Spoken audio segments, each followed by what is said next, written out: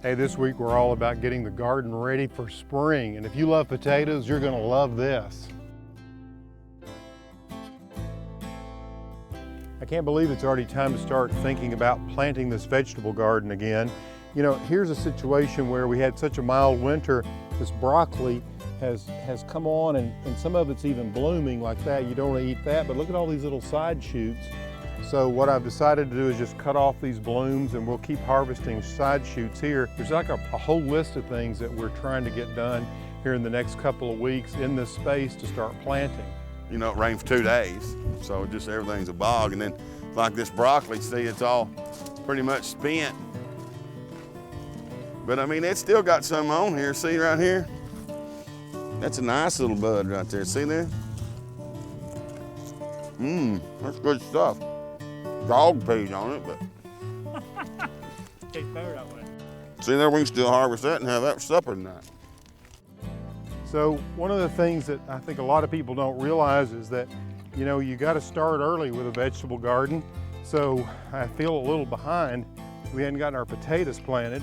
And what I'm doing here is I've thrown up a row. It's about 2 feet wide. I'm taking this little Warren hoe and I'm just dragging it along here and trying to cut a furrow through here so I can drop those potatoes in. My other guys are over here working and they're trying to get the winter weeds out. You know, just because it's winter doesn't mean things don't grow. We're just going through stripping out all this winter grass and these little weeds. We'll strip all them out and then we'll come back in here with the tiller. We'll clean all this dirt out and get rid of it. And then we'll come in here and we're gonna till the sides, then we'll hip it up. This is before.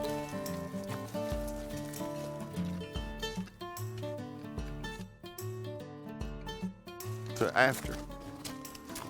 And this is what they'll look like. And these are ready to plant.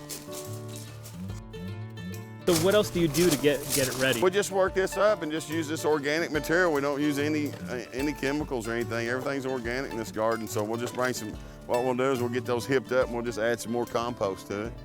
Just work them up, go organic.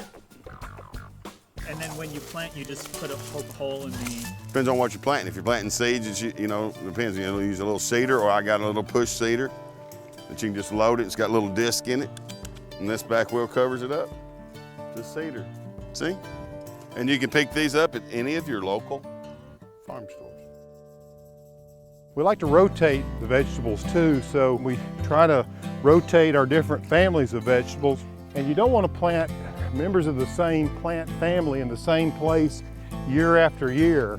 Through this rotation system, you can stay a step ahead of pests. Since we're organic, we're always looking for ways to do this without using any kind of chemicals. Go organic.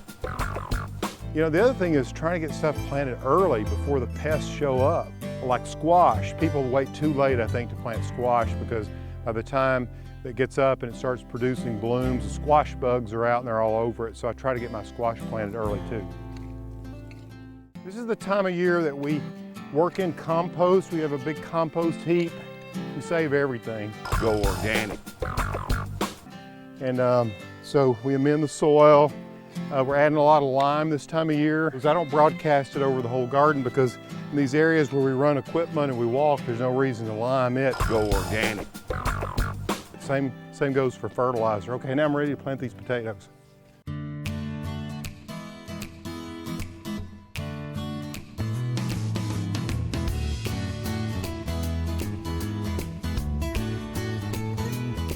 Okay, the next thing I'm gonna do is just walk along and I just step on these potatoes with my heel.